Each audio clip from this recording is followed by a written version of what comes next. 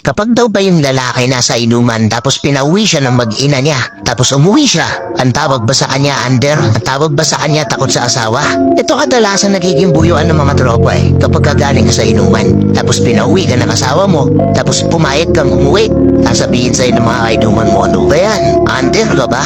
Takot ka ba sa asawa mo? Ang tawag sa mga ganong klaseng lalaki, responsableng lalaki, responsableng ama, responsableng asawa. Kasi hindi naman sa lahat ng oras na kagaya ng dati nung binata pa siya na pwede siyang makipagbabaran sa inuman hanggang madaling araw. Meron na yung binubuhay na pamilya, meron na yung nag-aantay na asawa, meron na yung nag-aantay na anak. Kaya wag kang mahiya bro kung sasabihin sa'yo ng mga kaibigan mo, ano ba, under ka ba? Takot ka ba sa asawa mo?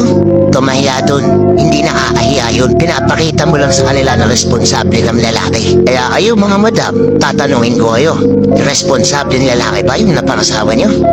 Comment nyo nga dito, let's go.